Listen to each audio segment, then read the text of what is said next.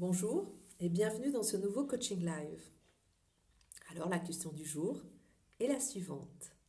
Est-ce la faute des autres? Vous avez vu pendant le confinement, il y a eu beaucoup de colère contre les autres, ceux qui ne suivent pas les règles, ceux qui sortent, ceux qui se regroupent alors que c'est interdit, ceux qui font le plein de PQ par exemple, sans en laisser aux autres.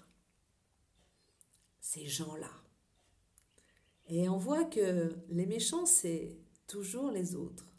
Toujours ceux qui ne sont pas comme nous, qui ne font pas comme nous. Alors, ça m'a apporté la réflexion suivante. Je me suis demandé, moi, personnellement, à titre individuel, si je faisais partie de ces autres-là qui n'avaient pas toujours suivi les règles. Et bien évidemment que j'en fais partie. J'ai, de manière volontaire ou involontaire, les deux, transgressé les règles. Une fois, j'ai oublié mon autorisation de sortie, involontaire, et une fois, je suis sortie plus d'une heure, volontaire.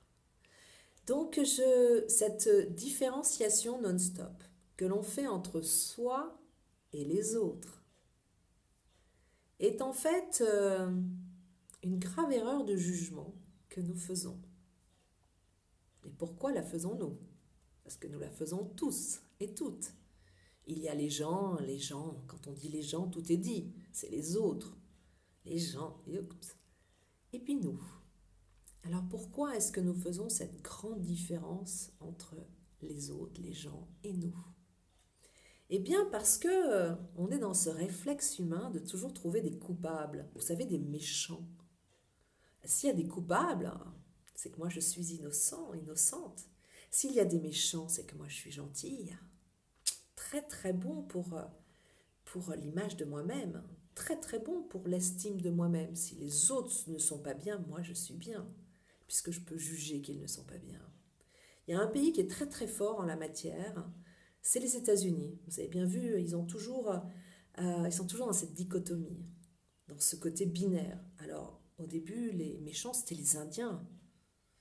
C'était juste un changement radical de la réalité, un revirement de la réalité.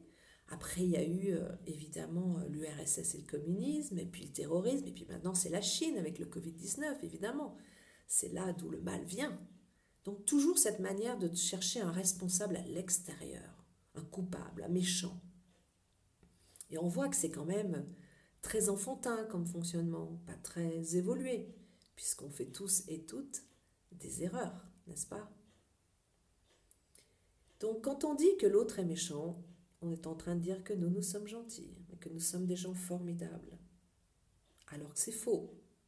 Il y a quand même deux vérités premières qui sont que, un, nous faisons tous et toutes énormément d'erreurs, que nous avons toutes et tous, certes, de grande qualité, mais aussi d'énormes défauts. Donc nous ne sommes pas parfaits, comme les autres, comme les gens. La deuxième vérité, c'est que nous faisons toujours de notre mieux. Ça a l'air un peu étonnant quand on voit par exemple des délits, on pourrait se poser des questions. Mais en fait, on fait toujours de notre mieux en fonction de notre personnalité, en fonction de nos croyances, en fonction de nos traumatismes, en fonction de ce qui est à l'instant T. Et donc, si nous faisons du mieux que nous pouvons, avec qui nous sommes, comment est-ce qu'on peut être coupable?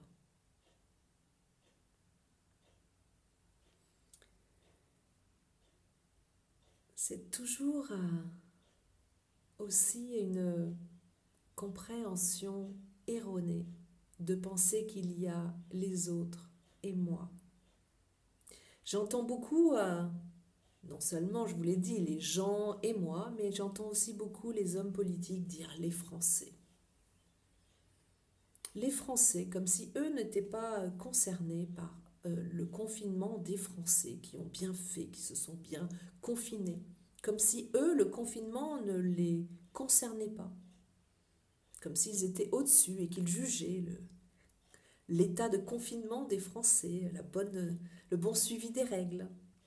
Or, nous sommes tous ensemble dans ce bateau, nous sommes tous ensemble dans cette bataille contre le Covid-19, et bien évidemment que nos gouvernants aussi ont adopté les gestes barrières, ils ont aussi utilisé le masque, ils font aussi attention.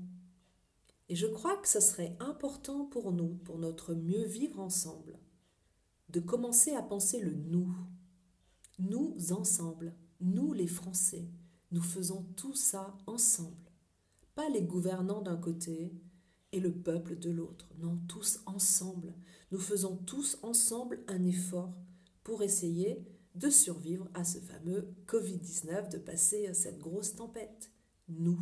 Apprendre le nous plutôt que les autres et moi.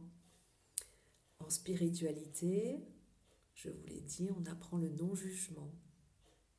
C'est cette fameuse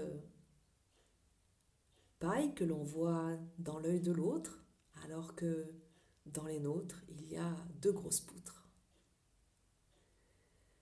C'est ne pas voir que nous aussi, nous sommes des êtres défaillants, mais qui faisons du mieux que nous pouvons.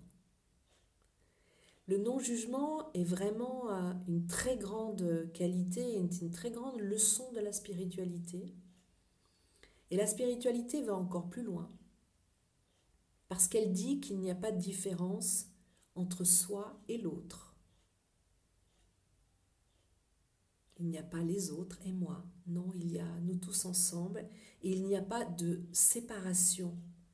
Les spiritualités, notamment de l'Asie, l'Inde en particulier, parlent beaucoup de ça, de la non-séparation entre soi et l'autre.